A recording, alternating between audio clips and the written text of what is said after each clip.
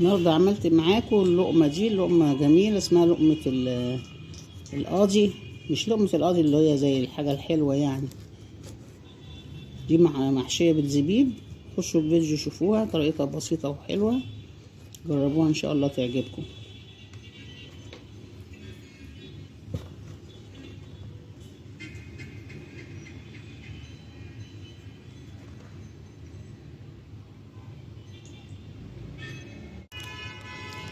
السلام عليكم، ازيكم يا حبايبي؟ عاملين ايه؟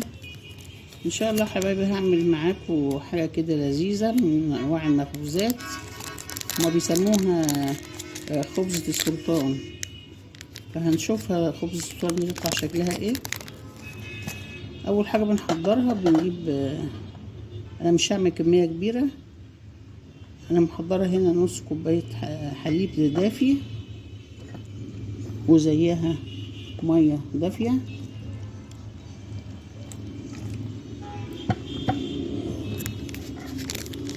هنحط معلقه خميره ومعلقه بيكنج باودر صغيره، وانا بنحط الخميره معلقه حلوه علشان خاطر احنا في شتاء. معلقه بيكنج باودر، وهحط شويه فانيليا. الخبزه دي يا حبايبي بنحشيها زبيب.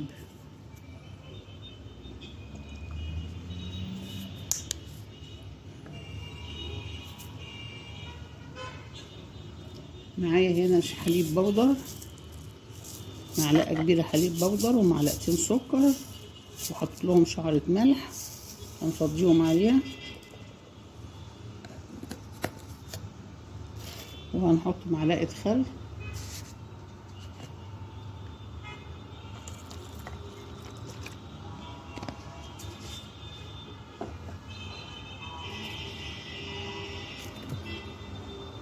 ندوبه بقى مع بعض.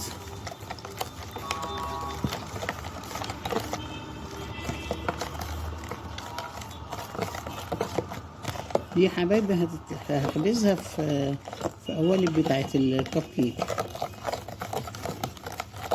الزبيب طبعا بيتنقع قبليها، والزبيب طبعا المقدار بتاعه طبعا ما انت بتحبي، اذا كنت تحبي الزبيب كتير او قليل، ملوش يعني عيار.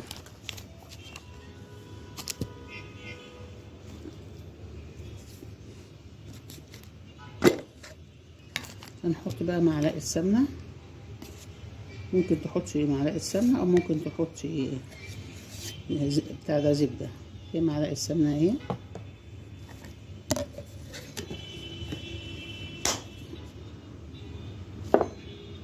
وهنحط معلقه زيت كبيره، نفس المعلقه اللي احنا حطينا بيها السمنه هنحط بيها زيت.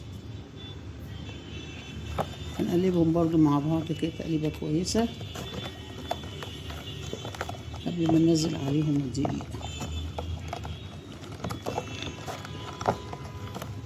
يبقى احنا كده حطينا نص مج لبن دافي ونص مج ميه دافيه ومعلقه خميره حلوه وسط ومعلقه خميره صغيره بتاع بيكنج باودر، وحطيت معلقه حليب بودر، وحطيت شعرة ملح ومعلقتين 3 سكر، وحطينا طبعا معلقه سمنه او زبده ومعلقه زيت كبيره والفانيليا. طبعا احنا طبعا ما عندناش بيض، بس احنا بنحط الفانيليا عشان تديها ريحه حلوه.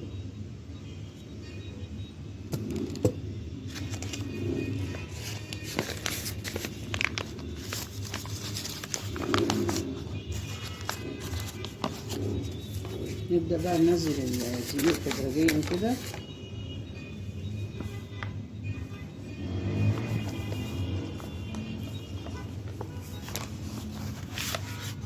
وهنحط معاها الزبيب.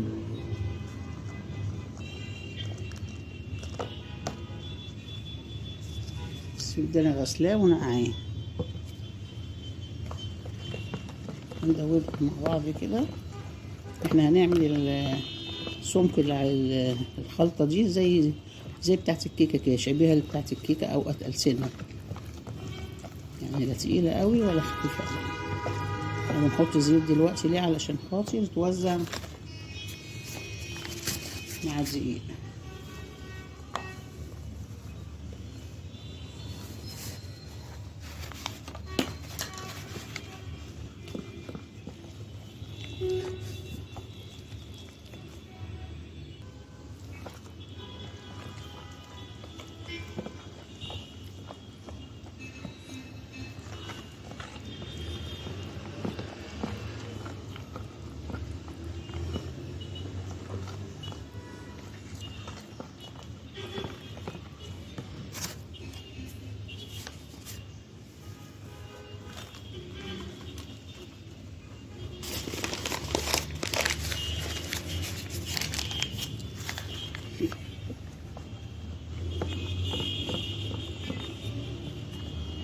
زي ما انتم شايفين كده يا حبايبي،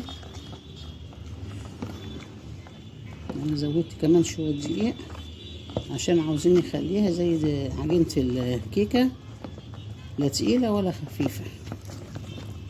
وزي ما انتم شايفين كده الزبيب اتقلب معاها، كل حته فيها زبيبه اهو. بص السمك كده. بس هنحضر القوالب ندهنها زيت ونعبيها ونستنى شويه اما تخمر نسويها. انا هعملها في القلايه الهوائيه.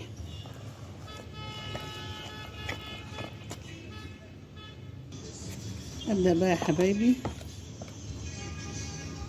اعبي القوالب.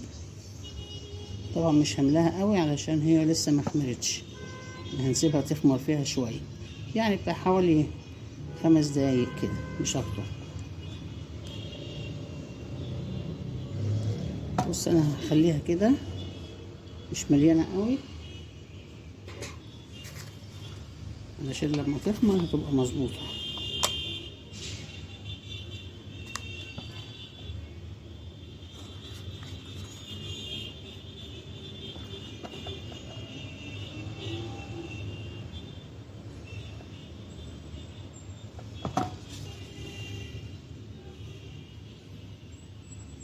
اكمل بقى الباقي مع نفسي وارجع لكم.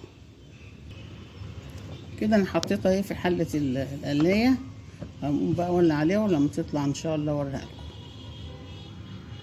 كده يا حبايبي بعد 16 دقيقه استوت اهي، هنطلعها بقى.